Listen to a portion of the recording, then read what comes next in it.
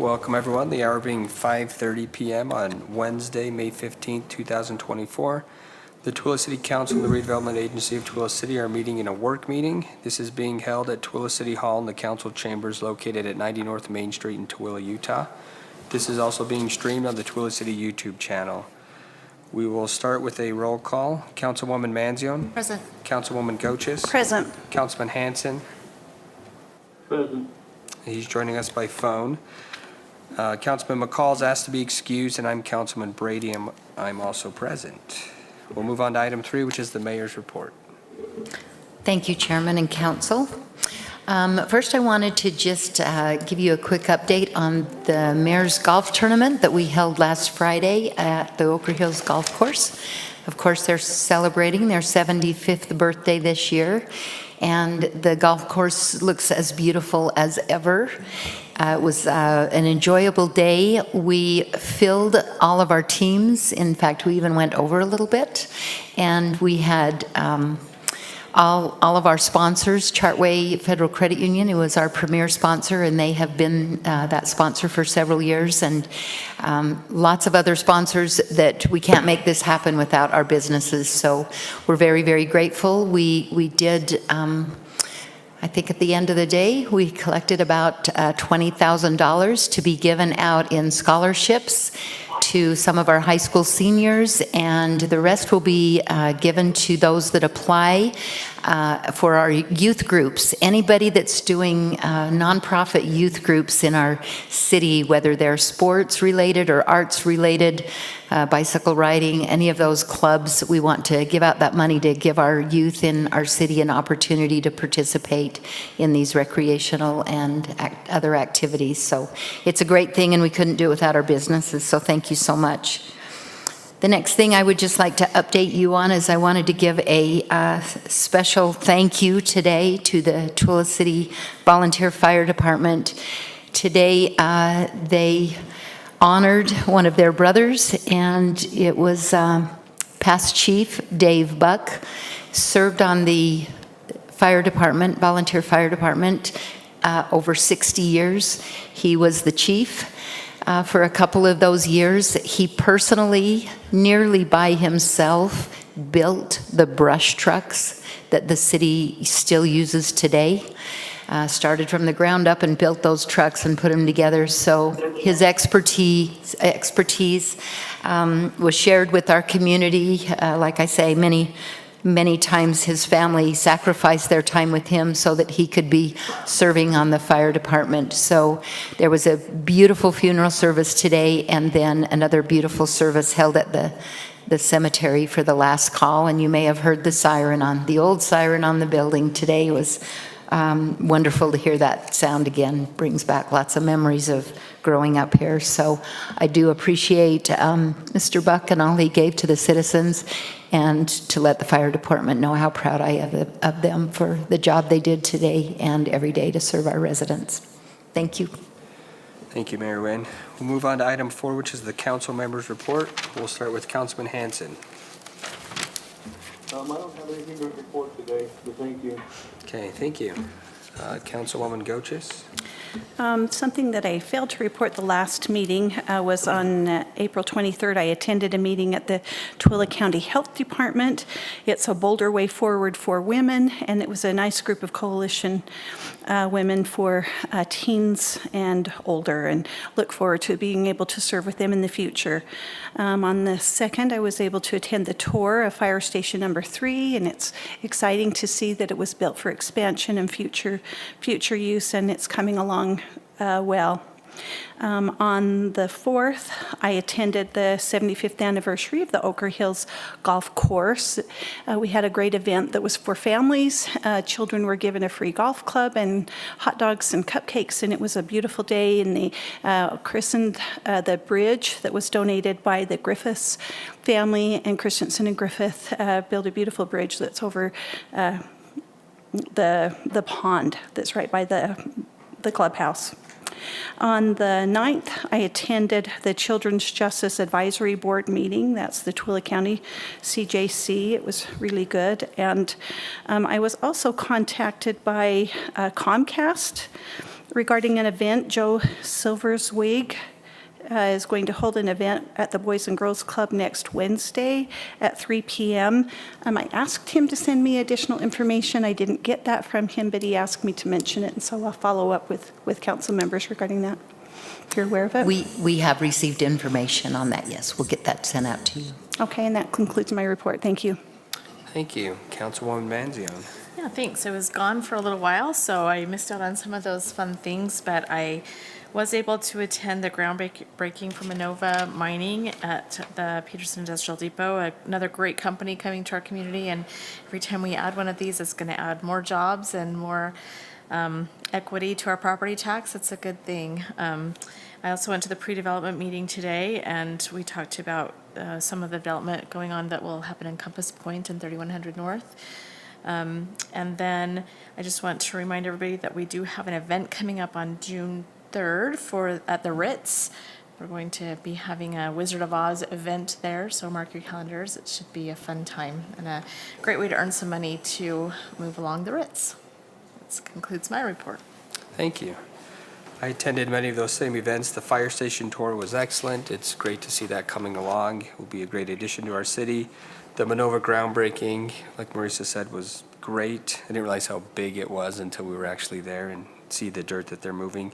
And then just attended my weekly staff meeting and a few meetings about future development in our community.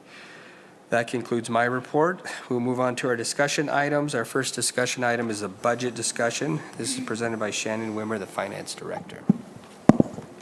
Good evening, Council.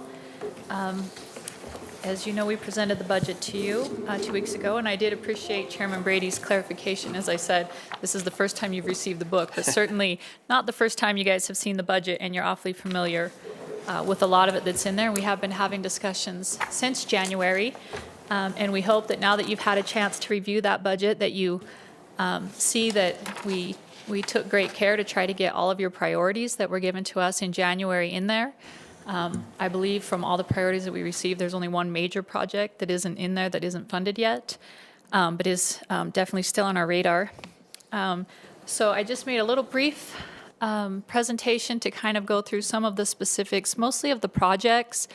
As you all are well aware, because we are in the service industry, basically, we're here to provide a service to our residents.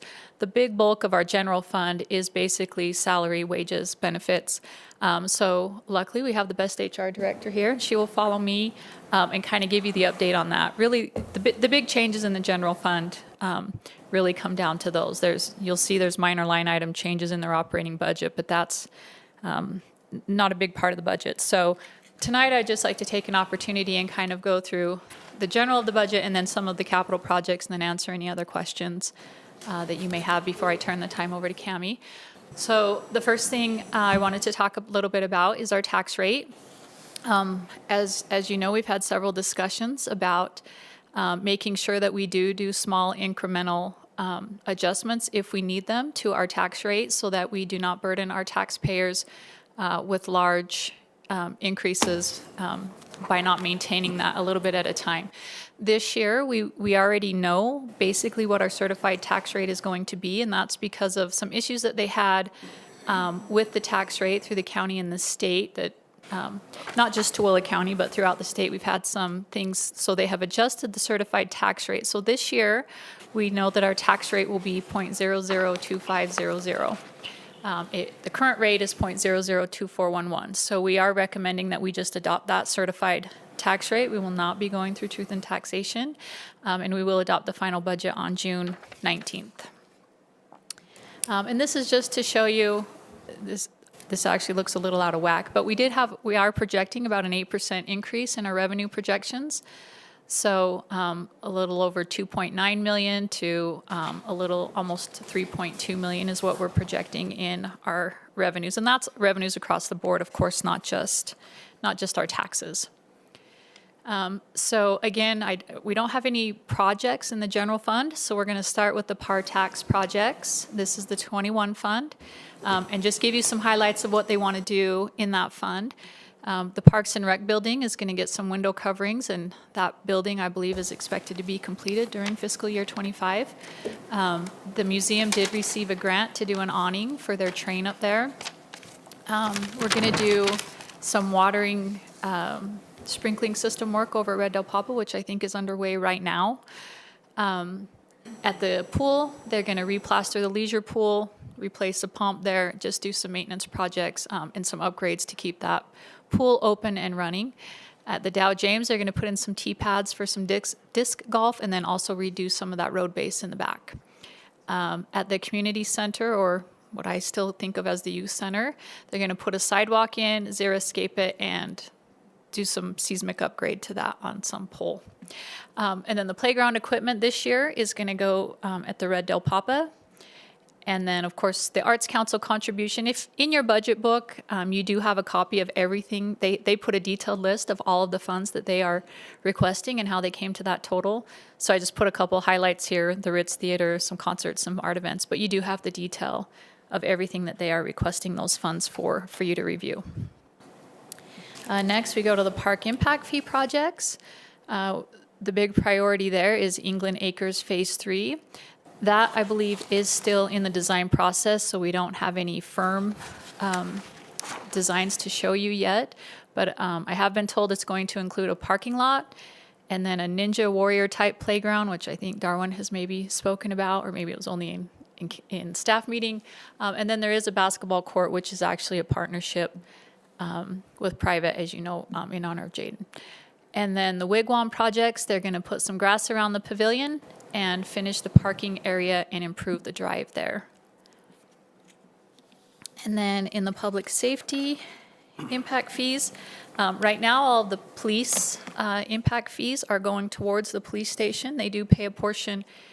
The new growth is paying their portion of that police station that comes from the impact fees. The same will happen with the fire impact fees once we have that bond in place. But right now they are spending their funds on the furniture and equipment for fire station number 3 because we cannot pay for that with the CIB bond. So those funds are coming from here and a little bit out of the capital projects. I did get a question about the fire truck lease that had been paid off. We did purchase a fire truck out of here a while ago. We put it on a 10-year lease when they had a lot of funds. Right now, they don't have enough funds in this fund to lease a fire truck. They just don't bring in enough to pay that payment. Those others that we had been saved up for quite some time. But we have purchased a new fire truck. It just isn't here yet, but that has already been paid for. You guys have already allocated that. So then next we have the redevelopment agency. The bulk of their money really is in the TAD project fund and the business park projects. And as you all know, this economic development is fast moving, and so there is funds in there that we don't have exactly tied down. We do them as the development requires. So in the TAD project fund, we are under a contract, though, to do some water and sewer lines out at PID. We are also going to do the lodestone entryway. And then, like I said, the remaining funds are just there for the needs that we need for future business development as it comes in. There are some minor recurring costs in there, too, like snow removal and things like that we do out there. We also have the business park projects. And again, those aren't really allocated specifically right now. They're just there for future business developments that we need, although I do think they're discussing a road and some other items. So we just don't have exact specifics for those. We were awarded a UDOT Safe Sidewalk grant. And so that will be on 1000 North from Main Street to 200 West. So that is also taken care of in that fund. And then our road C funds, you'll see we're going to do slurry sill projects and I think some chip sill or crack sill. And that will just be in areas throughout the city. I don't have the maps right now. But and then our current year road improvement project has already gone out for bid. So the roads that we will be completing as part of that would be Nottingham Circle, Gordon Circle, and then there's a widening project on 200 West between 500 and 600 North. So that's where the bulk of our road C funds will be spent for fiscal year 25. And then our capital projects, I gave you all a detailed list of projects that the mayor is proposing that we do with our capital projects this year. This is our 41 fund. So you can see it's many pages, so I won't go through each one in detail, but if you would like to review those, and then if you have any questions or any other recommendations, we're happy to take those recommendations from the council if you see something that you thought needed to be funded, but you don't see it in there. But just overall, some of the big things, we will be completing Fire Station number 3 in fiscal year 25. We will also be completing the Parks and Recreation Building, our regular rotation of vehicles to keep up on the fleet, and then just the miscellaneous equipment that all of the employees need to be able to perform their jobs are in there within the various departments that you'll see. So then that takes us to our enterprise funds. First up is the water fund. We will be completing Barrow Well. We hope that that is going to be online here very soon. Red Del Papa is actually complete and should be running here before fiscal year 25 begins, we hope. We will begin a new well project as well. We'll be doing a major water line replacement on 700 South. And the Barrow Well House is also part of the well. We track them separately, but we will be completing that in fiscal year 25, or if we get lucky, maybe a little bit before. And then we're also installing generators at our well sites. As you may know, we received a big grant for the generators, and that will definitely help those stay up and running. And then some minor upgrades to the new shop area now that the shops are all moved over. I guess it's not the bus garage anymore, but to the shop area. And then the sewer fund, we've had a lot of conversation about the sewer fund projects as we adopted the master plan and also did the utility rates. This one is a little bit up in the air, and you'll see that on your specific list because we do need to issue that $10 million bond that was part of that rate. So we will be working on that over the next few months, and then once we get the projects that are going out in the bond aligned, we'll know better. But right now, the priority is to finish the Headworks building, which is already under construction. So we will be completing the Headworks building, and then we do have a grant to do a Broadway sewer line project, and then just a sewer line replacement at Main and 1000 North. But the sewer is really going to focus on the wastewater treatment facility, and you'll be hearing, I'm sure, more about that as this bond starts getting put together. And then on the stormwater, we don't have the exact projects that are going to go out for bid for stormwater yet, so I don't have a lot of detail of those right now. So the only project I know for sure that they're going to do is a storm drain crossing on Utah Avenue. And then they do pay half of the vac truck lease, and then we're hoping to get a camera van, and we will split that between stormwater and sewer. The vac truck is also split with sewer. So that's the projects that I know of in the stormwater. So that completes all of the enterprise funds. Is there any questions I can answer or anything else you'd like to review before I turn the time over to Cammie? Any questions? I don't have any. I submitted questions to Shannon, and we discussed them by phone, and that was really helpful.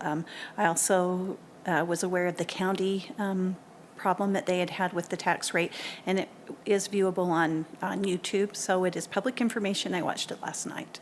So Yes, and glad that we don't have to go to Truth and Taxation, so it is in the favor of the city and other entities with Yes. that taxation issue with the state. yes, absolutely. Okay, thank you.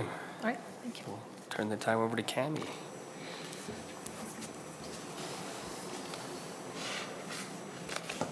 Well, as Shannon said, a significant portion of the budget is labor costs. We're in the business of providing services, and that service takes people to do. So what I've been asked to do is just to give you an update of some of the differences between what we discussed back in January and what has happened since then and what we are proposing as part of the tentative budget for you. So if you will recall, back in January, we brought you an estimate of 1.3 million labor cost increase. That's going to include just normal step increases with people, merit pay, the COLA that we talked about, insurance rate increases, workers' compensation, and then the pension changes as we discussed. Right now, your budget includes a $1.7 million to the general fund, so we're up $438,000, and that's going to represent new positions and changes that came about from our discussion in January and some of your priorities. So we'll go to the next slide, if you will. And this I've given to you on paper so you can study it again, but I just wanted to show you what we had discussed in January and then what is actually included in the budget. So we talked about doing a 4.5% cost of living adjustment to step 0 of our salary schedule. And you'll notice in the budget that has remained the same. We are not proposing anything different there. We did talk about and requested your consideration to increase our step progressions. That means as the steps move along the salary schedule, and that's your merit. We had anywhere from 1.1% to 1.5 on our police officers, and 1.5 to 1.7 on the regular. And the police is a little bit different because they're on their own salary schedule. And we had requested to change those all to equal 2%, gets us a little bit more competitive, and we have included that same change there. That also accomplishes the goal you guys had that you wanted a little bit more emphasis on police wages. So by the time we've done these changes and then increased their steps on the back end, some of our more tenured for them, remember, is 3 years or more anymore, right? That does push them higher up. And I did sit down with Chief Day, and we've gone through that. And if I can speak for you, he is comfortable with the price point that that puts his department at. The health insurance plan, we actually got some good news. We had talked about the potential of a 10% renewal, just watching kind of what the industry is doing. It was about 8% is what they've said to plan for insurance. And fortunately, I think PHP either showed us some mercy because last year they hit us with a 29 unprecedented increase. This year they came in at 2.7, so substantially lower, and that gave us the option to make some changes that we're proposing to you too. That comes down to the retirement system. You'll recall in January, and even before that, we talked about the change that was happening with the Tier 2 retirement program. And just as a reminder, that is a contributory program. The legislature, when they changed that back in 2011, they capped the employer's contribution under the plan.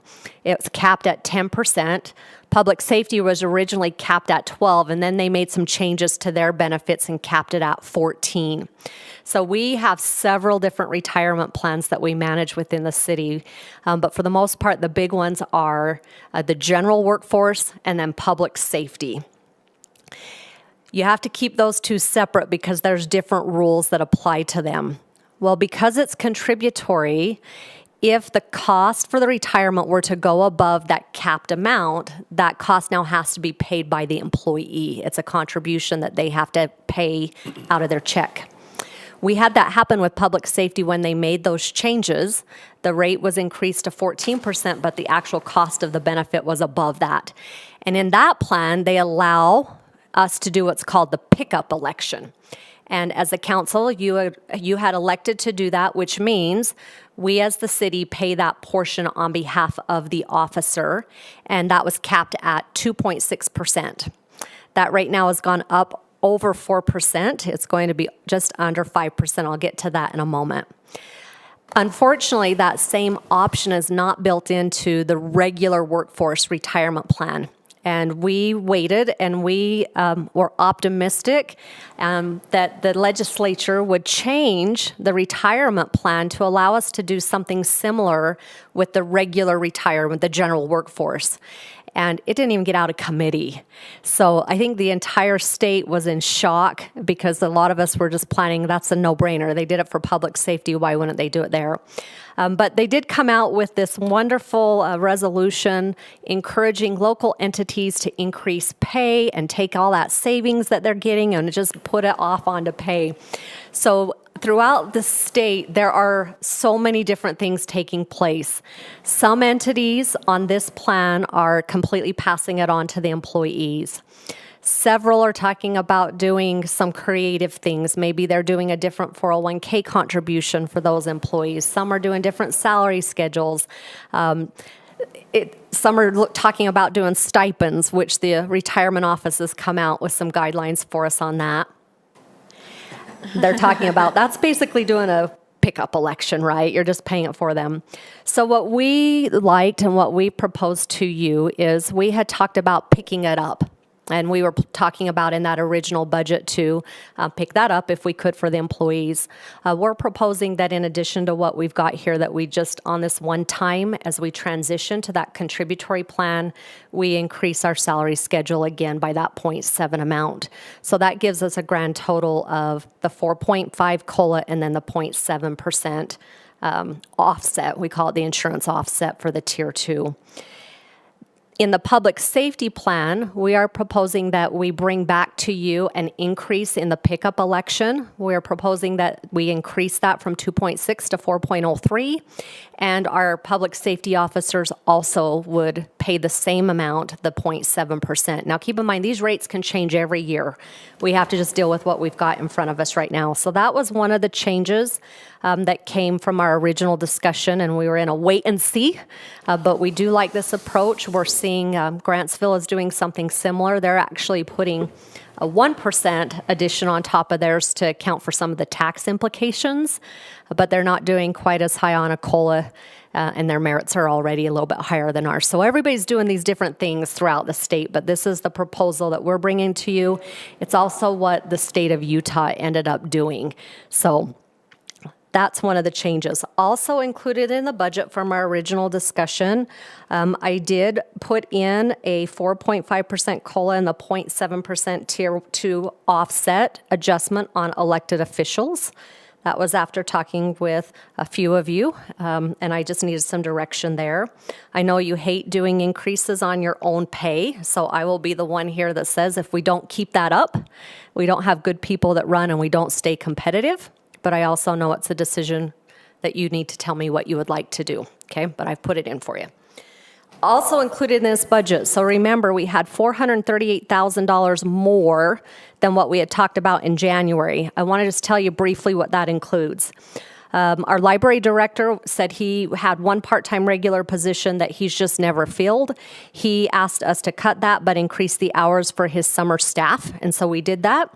We took some of that funding and put that towards our crossing guards. So the budget includes one new police officer. They're expensive. One police officer is going to cost us almost $100,000 just in labor and benefit costs, training costs. That's not even their vehicle or equipment, but I'm only on labor. You're going to add 2 crossing guards at 2000 North, 400 West, and 1470 North and 400 West. Now, they just redid all the school boundaries, and the chief has not yet gotten the finalized walking plans, so we anticipate those will be there, but there could be some things that would change on the crossing guards. We are proposing and added into the police department budget another $9,000 for the school resource officer retention bonus. We feel like that was successful this year and helped us get through that. We did remove almost $62,000 from the reimbursement offset for our school resource officers. The chief is not going to be requesting reimbursement from the school district this year for the sergeant position. They'll still be providing some of those services, but they've been renegotiating on that contract. This does not impact the number we have up there, but I do want you to know in the water department, we do have one overfilled position. We do have a gentleman who is on a long-term deployment, and he is expected to be back, we think, September to October time period. So we've left funding in there to where when he comes back, there's a position for him to come back to, and then we'll deal with that through either attrition or we'll keep that in their budget, because that was also one, I think it was Mr. McCall who asked us to increase that staffing as well. We added one part-time regular IT tech at the request of the IT director. We added another full-time seasonal employee to the parks maintenance team, and I believe that Ms. Manzione, you had requested some increase there as well. That's going to give them an extra 173 hours of labor per month through their key months.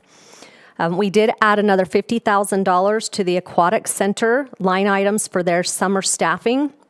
So you're seeing these numbers are adding up, right? And they're getting way past that 438. Remember, the budget changes as people change with insurance and whatnot. But That 50,000 increase, we're in a situation where we're having to basically train our own lifeguards. The days of kids going through lifeguard training or adults on their own and then having a long list of them signing up, those are long gone. We're having to entice people to come to work for us. They work in these aid positions, and then we pay them to go through their lifeguard certification, just like work training. But in doing that, that means that we don't have them lifeguarding on deck. But we think this has been successful for us, and we're proposing to continue that. We did move some funding from the animal shelter budget over to the police department budget. That's just part of the changes that we've made with the whole structure there. And that resulted in one additional ordinance enforcement officer that handles abatements and nuisance ordinances as well as animal control. The budget includes one full-time regular deputy fire chief. That's again like a police officer. That's going to be over $100,000 just for that position. And then there's a list of a few positions there that we are talking about and have included possible reclassification for. The rest of your packet, if you'll switch to the next sheet, I've just given you some information. I know as you go home, I always like you to have valid and justifiable information. I'm not an HR director that will come to you just based on feelings, because I know how difficult the decisions are for you to make. So if you'll just hit the next slide for me, Loretta. This one just shows you what we had talked about in January and what changed with the Tier 2 issues as we just discussed. Next slide, please. This one, I did not have the insurance renewal for you. I've added that. You'll see that in 2023, we still were at 109% medical loss ratio. We want to be about 80%, but we did have a couple of significant claims that went to reinsurance, and so I think that that helped us this year. But we paid $2.6 million in premium between the city and employees, and they paid out $2.8 in claims. If you notice on that one, though, the numbers are going down in terms of the utilization ratio, so our plan's getting a little bit more stable. The next slide, I have just provided for you an update to the Consumer Price Index. This is the number that we use as one of our variables that we look at in terms of what we're bringing to you for a potential cost of living adjustment or an adjustment to our salary schedule. The next sheet for you is just a little bit of data. I've updated a few things for you on there to give you what other agencies have done and what we're seeing, and it's a very interesting year. A lot of times we see kind of consistency, but this one has been all over the place, and I think that the changes we've had with inflation, the Tier 2 situation coming on, there's just been a lot of diversity in terms of what agencies are doing and what they're able to do. But that's going to give you some information as you go home and you look at this and study just to see how we've come up with what numbers we're proposing to you. The next slide is just a graphic. I don't expect you to be able to read all of those numbers, but one of the things that I do for the city, again, I like to have valid data for you, is approximately every 2 years, I do a wide net state benchmark. And if you see my book sitting there in the chair, it's about this thick, and I become a job announcement hoarder. I have several sent to me, but we also subscribe to a data sharing service where we all put in our salary information and then we're able to run reports. The number that you'll see on the very left is just the salary grades. So I've got grade 7, and then I skip a few just because there's not a lot of position difference there. But it will show you the market average for the minimum and the market average for the maximum, compared to the city's minimum and maximum. Now the city's, that's going to show you if we make the changes as we've discussed. The best picture I'd like to show you is if you recall, what would it be? Let's see, this would be about 4 to 6 years ago. Some of you have been here and done that for a while. You'll notice on this one that the city's line is the red line. The market line, this is your basically your normal chart. The red line is the city and the blue line is the market. Years ago, that red line was quite a bit below on both the minimum and the maximum, and we had taken the strategy of we're going to lag in compensation and we're going to lead in benefits. And over the years, we've had to adjust that. We've had to have those conversations with police wages, and last year when we had to deal with some of the inflation going on. This is just going to show you, what the first side is showing a comparison of how our salary schedule compares to the statewide market average. I pull anyone that'll give me data and then do a statistical analysis that represents if this sample was reflective of the entire market, what would that range be? And this, though, shows you the data for the market as of September 23. So that's going to adjust just a little bit up because the counties are all January, and then we're going to see other cities start to get theirs up a little bit more. I just wanted to point out to you that the city numbers I've given you there are showing you if we make the changes that we have included in the budget, where we'll line up. And I would anticipate that those lines will run pretty similar by the time the county's numbers would get in there and by the time cities adjust. And that's where our goal is. We don't want to lead the pack, but we certainly can't afford to lag like we had been. So I've provided that just to give you a reference. And then the last sheet, I know that's helpful to you guys. Those are our turnover statistics. Just will give you some information on replacing. We all know it's costly to replace our employees. We're seeing some relief in the police department. Our 5-year officer turnover is going down, which is good. But we are still at a 60% turnover every 5 years. Now, keep in mind, they have a 20 or a 25-year retirement in which plan they're on, but we would not like to lose over half of our department every 5 years. So that's part of why we keep putting a little bit more emphasis on trying to remain competitive on our police department specifically. The other one that I wanted to point out to you, just the very, very last bullet, and for you, if you're facing it, it's under the Tooele City regular workforce. 2 years ago, we started to talk about our CDL drivers and kind of our field workers, and we put some emphasis there on some reclassifications and movement on those positions. It'll just give you an idea. We did have an employee come back to our streets department who resigned in 2022. And when he left and was making $16.48 an hour. I want you to put it in perspective. This is our streets maintenance CDL holder. When we rehired him in December, the rate we were offering for starting was $21.09. So we've made a lot of progress in those high demand, hard to fill occupations. And I think that's why we're starting to see more applicants coming in and people seeing Tooele City as a desirable place to work and serve their communities. So that is the labor cost overview. Now I'm here if you have any questions or if I just gave you information overload, you can absorb it and let me know later as well. I have one question. Okay. The turnover rate, just for the city regular workforce, does it typically hang in the mid-teens? Is that pretty standard? Like not just last year, but the last 5 years? It has. We're running lower. Obviously, it's hard to compare with 2020, 2021, and even 2022 was the Great Resignation across the country. And so those were extremely high turnover years, but it wasn't unusual. It was not unique to Tooele City. There were some years, we'll say about a decade ago when I was here, we were 6 to 8% turnover. To me, a healthy turnover is anywhere between 8 and maybe 11%. We still want some movement in our organization because it does mean either you have like retirements and people have opportunity to promote, or we bring in, new ideas or new ways of doing things. But 17% was rough. That was hard on our workforce, but we're seeing it slow down, and that's the goal. I'm a numbers person that way. I am not a numbers person finance-wise. I told Shannon I was never meant to be an accountant. But again, I like to give you statistics and have information that you can actually look at something that's quantifiable. Thank you. Any other questions for Cammie? That's good information. Thank you. Okay, thank you. Thank you. All right. That concludes our budget discussion. Unless someone else has questions, we can always reach out to Shannon or Cammie or the mayor anytime, and they're great to answer our questions.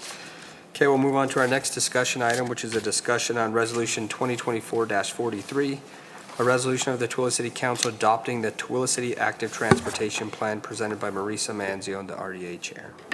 I'm just going to stay right here, I think.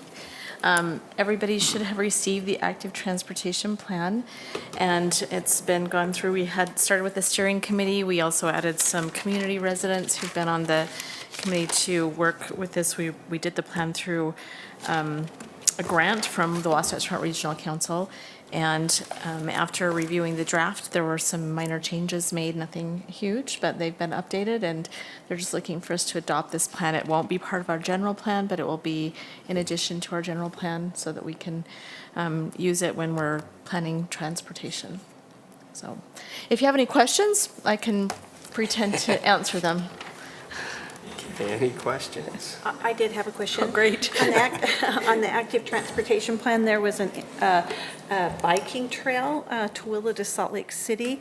I wondered when the implementation date is and if there is funding available for that. It indicated that Main Street and Vine Street would have buffered lanes at a cost of about $450,000. I wondered if funding was available for that. Well, biking, as far as going to Salt Lake, is part of the big statewide plan. So you might remember last year or the year before, the governor came out with a statewide active transportation plan.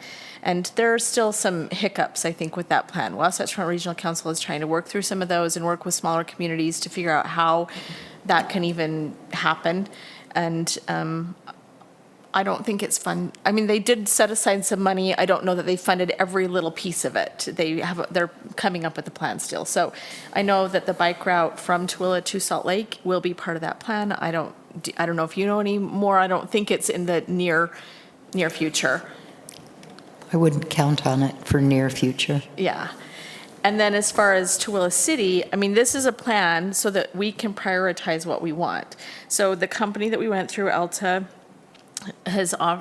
does help provide grant information, and they can help us with some of that, but it's mainly for us. We have to decide where do we want to spend our money, and when we redo, when we work with UDOT to redo any intersections, can we bring up this active transportation plan and say, okay, we're gonna do the road. We want to prioritize this as part of that redo. So again, it's not something that's gonna happen tomorrow or next week, but something that we need to plan for when we budget. And when we do roads, we need to actively look at this active transportation plan and say, okay, how does this connect with the county? How can we link our sidewalks? How can we link our trails? And I don't know, you notice me sometimes when we approve something, I'm like, how does this work into the trail system? So it brings it to the forefront for us so we can be cognizant that we have to plan for those things.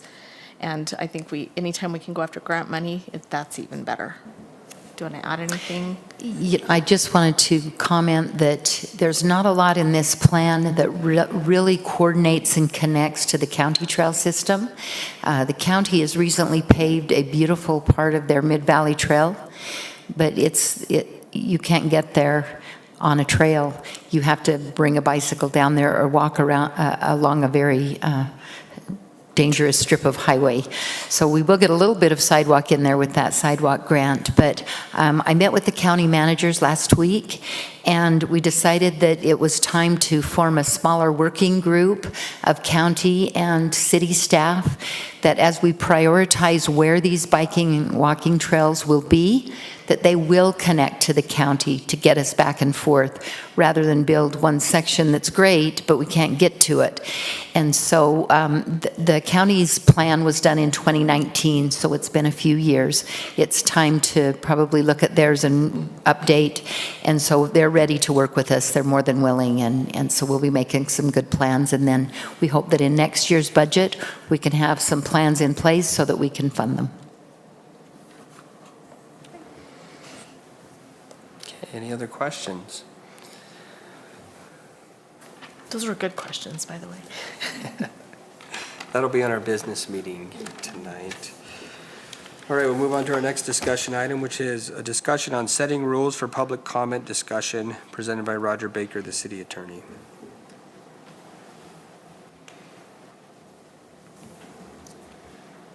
Thank you, Council. Tooele City, for a number of years, the City Council has had a public comment period.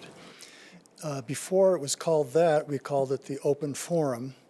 And before that, when I first began, we did not have any such opportunity for the public to just address you at the beginning of your meeting, which is fine. The First Amendment does not require that you offer that opportunity to people, but you have the discretion to do that if you wish. Chairman Brady and I attended a workshop with the Utah League of Cities and Towns recently where my eyebrows were raised for sure about some of the risks that come with a public comment period that either I was unaware of or just kind of had glossed over because we really haven't experienced the nightmares that can happen in the worst case scenarios. But if a municipality advertises an open mic to the public and says anyone that wants to talk to us can come, then that's in fact what can happen. Anyone that wants to talk to you about any topic can do so. And we watched, Chairman Brady and I watched video clip after video clip of public hearings being interrupted with profanity, of people going on racial and religious diatribes, and just hijacking the meeting and introducing really divisive and unpleasant material into the meeting. It isn't that the councils didn't like what was being said, it's that what was being said was inappropriate and in some cases illegal. And because these councils had not put any limits or boundaries on the public comment period speech, they were kind of at the speaker's mercy. A number of times we saw videos of police officers coming to the podium and taking people's arms and putting cuffs on them and walking them out. Sometimes it was appropriate, sometimes it wasn't. People, one person stood and was critical of the council. The council chair said, you're not coming to talk to us about your displeasure with us. That's off limits. If you want to say something nice, go ahead. Wow. And they got arrested for having a negative opinion of the council. The First Amendment is really broad in terms of what people can say. And so you really have very little ability to control what people say. But you have a lot of discretion and opportunity to put boundaries on how they say it.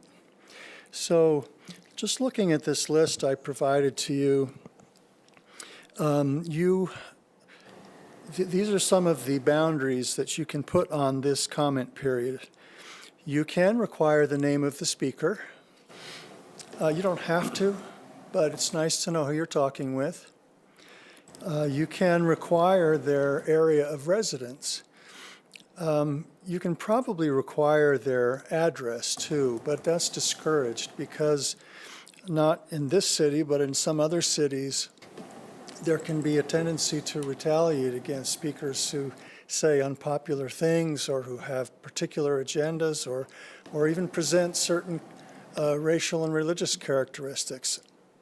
And so we want to avoid any possibility of retaliation, not necessarily by the council, but if the role were a public record, then anyone could get it and harass one of the speakers. So if you'd like to know where people are from, I encourage you to require their area of residence, but not their actual street address. By area, I mean basically Tooele City, as opposed to other places. And I'll get to another reason why that might be a good policy. You can also limit the comments to people within your jurisdiction, people that are your constituents. You're not required to listen to groups that come from out of your community or out of the state to pursue their agenda at your time and expense. So you can provide the public comment period just for your stakeholders and constituents. Of course, to do that, you'd probably have to have some sign-up procedure so that you know. You can limit the amount of time that each speaker takes, and you do that already. One common mistake I've noticed in other jurisdictions is they will give a range. you can speak for 2 to 4 minutes. Well, if you give them the range of 2 to 4 minutes, that's 4 minutes. It's not 2, it's 4. So it's best just to identify what the allowable time is. And of course, it's important to enforce that time limitation, not as a matter of principle, but as a matter of fairness. Because if you allow one person to speak for 5 minutes when the limit is 3, then you've opened it up for every speaker that night to take the full 5 minutes, because you have to treat people fairly. That doesn't mean you have to treat them rudely. You can gently remind them that their time is up so that you don't create bad feelings with members of the public. We've all seen it go both ways, where a well-meaning chairperson said, "Your time's up. No, you may not continue. That's our rule." And it is. It's the rule. But it left bad feelings for the public. You've also seen occasions where chairpersons it was just easier to let them go on rather than to try to cut them off. There's nothing wrong with that, except that you have to let everyone run on at the same length. Some ways that is done, in some jurisdictions, when the time limit is reached, the microphone cuts off. In this room, it wouldn't make much of a difference. You'd be able to hear me anyway. My voice wouldn't be broadcast, so the broadcast would be finished, except for it would be a silent broadcast. But in a larger room, like perhaps a Los Angeles or a New York, where the room is 5 times this and the speaker's 30 feet away, that would be an effective way to end someone's time. You've also seen where the recorder has put a timer into the slideshow, and it visually shows the 3 minutes counting down, and you can also have a sound at the end indicating that the time has passed. So all of those things are within bounds as long as you use them fairly and consistently.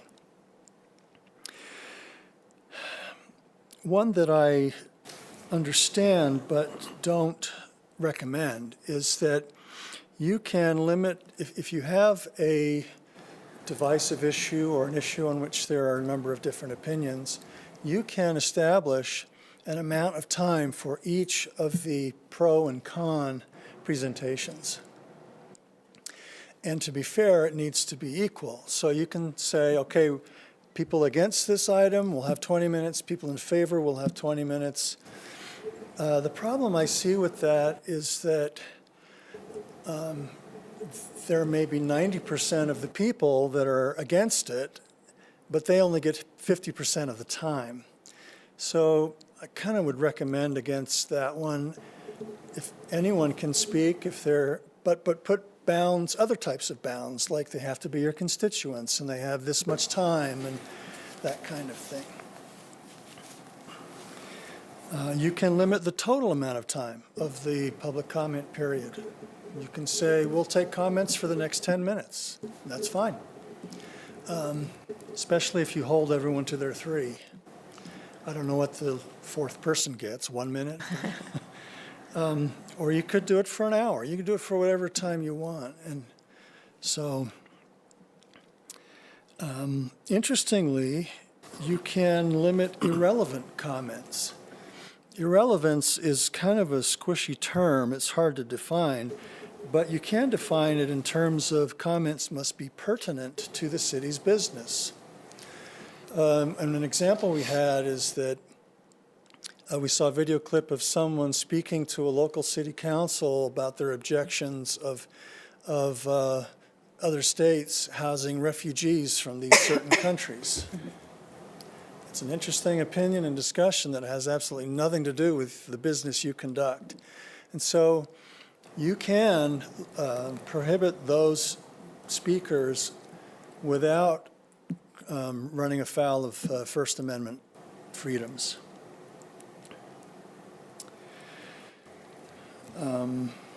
One comment I liked that our presenter said is a public comment period is not a free-for-all. to push political, social, or other agendas that are not within your purview on the council, or to disrupt the meeting. You can prohibit disrespectful and attacking comments, but you can't prohibit critical comments. And so you have to try to find that line. It's not always apparent, but maybe it is. Maybe you can just feel the energy going a certain direction and increasing, and you know when it crosses the line from being critical to being contemptuous, and you don't have to be abused. So, obscenity, again, obscenity is not well defined by the U.S. Supreme Court. Basically, obscenity is really bad stuff, and it's hard to define it. Pornography is not obscenity. Pornographic speech is protected speech under the First Amendment if you're allowing it. If you prohibit irrelevant comments, then someone has no business giving you a pornographic speech. It has nothing to do with what you regulate, and you could prohibit it on that basis, but not because of its sexual nature. And that has to do with other types of, you don't have to let someone go on a racial rant against certain ethnic or racial groups. We touched on that a little bit. Often at public hearings, people will come with signs, just like you would see at a demonstration. It's perfectly legal under the First Amendment to bring signs as a form of speech if you allow it. At a demonstration, you can't disallow it. It's a traditional open public forum. This forum is what we call a limited public forum. Yes, your First Amendment rights apply, but within limits that don't have to do with what you're saying. Has to do with how you're saying it. And signs is one of those. You can put limits on signs. You can put size limits. You can require that they not obstruct the view of other patrons in the council chambers. You can require that they be only in the rotunda or only against the back wall. Whatever requirement you need to so that your meeting is not disrupted, and you treat everyone the same. So, you know, if you let someone come in with a sign that has a big heart on it and says, "We love you, council," then you have to allow exactly the opposite. But you don't have to allow obscenity. So, again, the F word is considered fairly profane by many people in our society. It's hard to know if that's obscene or merely crude. First Amendment protects crude speech. So it just depends on other factors. How often are they saying it? How loud are they saying it? Are they saying it in a personal, attacking way, specifically directed at you? Or if they're just effing everything. It's hard to draw the line, but I think that you'll know kind of where it is. You'll feel your way through that. So think about whether you want to prohibit signs. We haven't had a problem with that ever, in my experience. Other things that can be disruptive that you can regulate include booing, clapping, hissing, calling out from the audience, and cheering. The important thing here is that you treat everyone the same and you treat all kinds of this speech the same. So you can't have a rule that lets people cheer but doesn't let them boo. So that's discriminating based on what they're saying, and we can't do that. But you can say that there will be no booing or cheering or clapping, and anyone that disrupts the meeting will be invited to leave the meeting. And you can give them one warning each, or you can kind of set those limits as long as you apply them evenly. You don't have to broadcast the public comment period, but you certainly may, as we are. First Amendment comes back to content. You cannot treat people differently based on the content of their speech, based on the nature of their opinion, whether you like it, whether it's popular. You can only put limits on how they say it. And so along these lines, it's important. I've never seen this behavior from anyone on our council. I wouldn't expect to. You're all very civil and courteous, but there are occasions, and we saw some, where council members retaliated against the speaker by instructing that person's arrest, calling the police chief up, one council person, and instructing it because it was an unpopular opinion, not because anything wrong happened, or Facebook posts that criticize the speaker's opinions. Those will land you in hot water. And this isn't just academic, and it isn't just a matter of constitutional and First Amendment principles.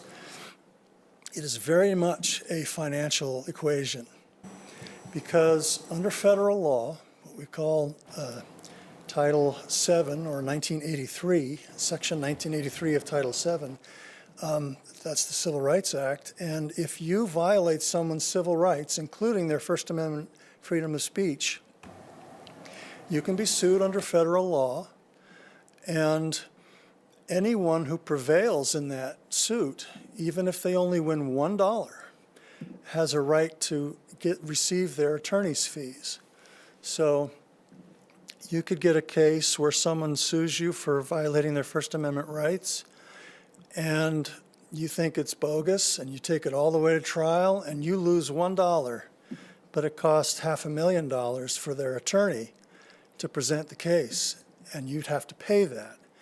So that's, other than the important constitutional principles, that's a good practical reason to have a policy and to stick to your policy to help you respect First Amendment rights and not cross lines in restricting or regulating that speech.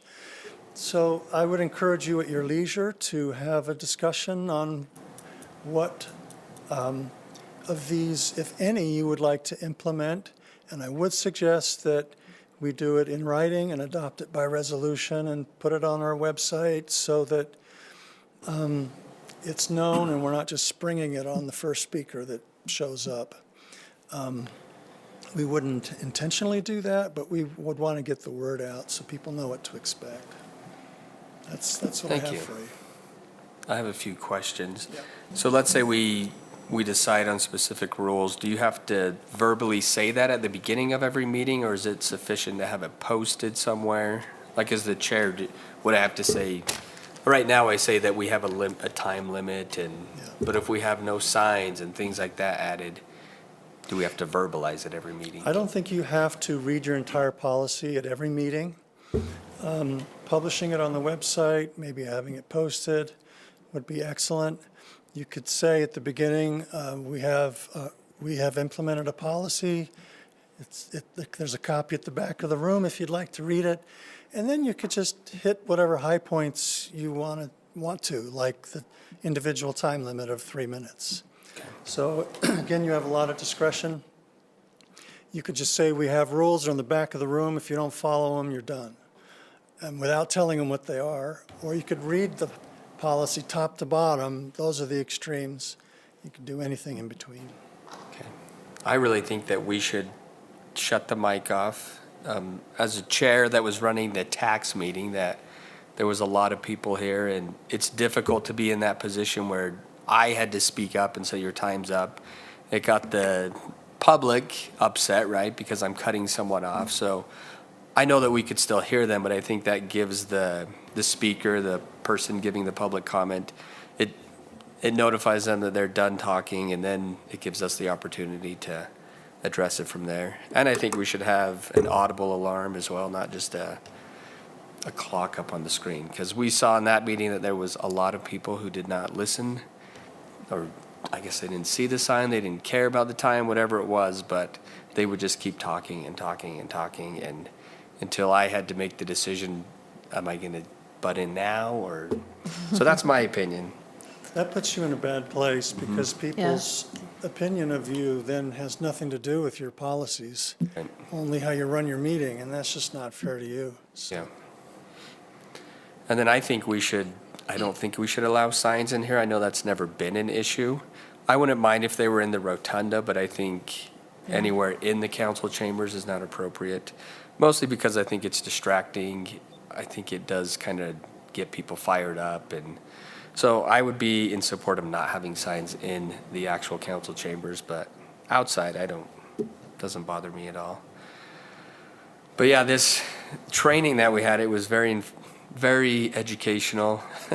There was a lot of videos they showed us that you could go find on YouTube of, I think a lot of people they want to get you fired up and attack you. And they did say in that meeting that as council members, we have to have thick skin, and they can criticize us, and we shouldn't retaliate and say anything back. So that's part of being an elected official, is you have thick skin and you take some of the darts that are thrown at you. So, any other suggestions for the public comment period? I think that booing and clapping, that I just think this room should be a meeting of decorum, and booing and clapping is really distracting, not for things like the youth awards, but for public comments, because it just causes more issues, and it takes away from the time that somebody could be speaking, when you're trying to calm down the crowd. So I would personally think, no comments or exclamations, I guess, from the audience, only the person speaking. I do have a question, though. Are the rules the same for public comment and a public hearing, or are they separate? I was just going to address that. It's a great question, and in fact, to make it easy for you, yes, the rules are the same. Because both of them are inviting the public to have an opportunity to express their speech. Public hearings are on designated topics, and you can require that they address the topic and not go far afield. So I think public hearings can even be perhaps a little more restrictive, because you can limit them to the topic addressed by that hearing. The public comment period is a little more open because it's not restricted to any one topic, but you can restrict it to city topics. So the rules are the same, but the context is a little different. I guess I'd always heard that in a public hearing, you had to give everybody that came for the public hearing an opportunity to speak, but you could still limit that? You do if you don't have rules in place. Okay. But these restrictions can apply to public hearings as well. The public comment period is just another kind of public hearing. It's on the agenda, you've invited them to come, so. And the public comment period is the one, you don't legally have to have a public comment Correct. period, right? But public hearings, we do Yeah. legally have to have those. Yes, the public hearings that we advertise for you are required by state law. Yeah. And some by the city code. So, Do you have any questions, Melanie? No, just that I think that we should discuss this and adopt it by resolution of how we feel that we want to handle the meetings. And I did attend a meeting that was very rude with booing and name calling, and so you're speaking over somebody, they don't have the opportunity to share their opinion. So I do think establishing time limits, allowing our stakeholders to participate, but those who don't have, that are not constituents, I see no reason to allow them. So I think there were some good things that you brought up in this, so I think. one thing I didn't put on here is that, I just lost my train of thought. I'll get back to you on that. Would you like me to put a draft together for you to kick around? Yes. Sure. That'd be great. Mm-hmm. I think Good idea. I'll go ahead, Ed. I just saying that a lot of your suggestions are good, and if he came up with a draft or something that we could discuss, we could add or subtract from that, so, yes. I think maybe 4 years ago. It was when I was new on the council. I thought we had discussed if we should require the speaker to say that they're a resident of Tooele. And at that time, I feel like we said we weren't going to do that because it was difficult to enforce. And then having them write down their address and things like that. I don't know. Maybe I dreamt that. I don't know. But I feel like I had that conversation at some point. I still am hesitant to do that just because there are people in our community that maybe they don't live in Tooele City, but they have a business in Tooele City. So that's why I'm kind of hesitant to do that. And then I know the school district, you have to sign up before you make a public comment, right? Can't do that. They do a time limit, so Okay. it's like 30 minutes of public comment, up to 30 minutes. So if you sign up in advance, you're assured a spot. Okay. But if those fill up and you just show up to the meeting, then you might be past the 30 minutes and not get a spot. So they kind of allow both. Yeah. I do think it's a good idea to have a time limit. I don't think I'd put it like 30 minutes. I'd put it like an hour or 2 hours, whatever it is. But so you're still giving sufficient time, but know that we're not going to go till midnight listening to the same comments over and over. So I, for one, hope you get to start your business before 9 p.m. Another thing I didn't put on here is that sometimes council people are tempted to say to the public, we don't need to hear 100 of you tell us you don't like this. Just one of you come up for all 100 and tell us you don't like it. But I don't believe that's appropriate. You've invited them to speak on topic, whether they like it or not. And if 100 people want to say the same thing within your rules, that's their right. So I want to suggest against that. okay.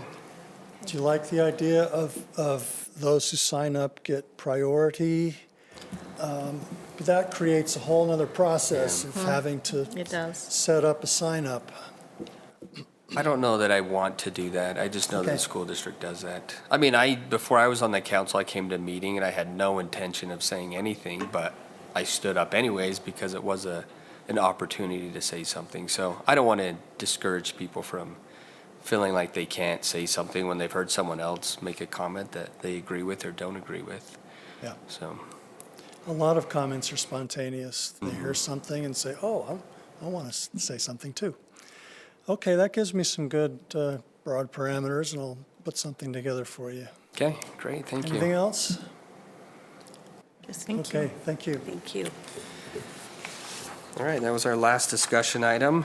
Item 6 is a closed meeting, and we do not have anything for a closed meeting tonight. So item 7 is to adjourn at 6:43. We'll reconvene for our business meeting at 7.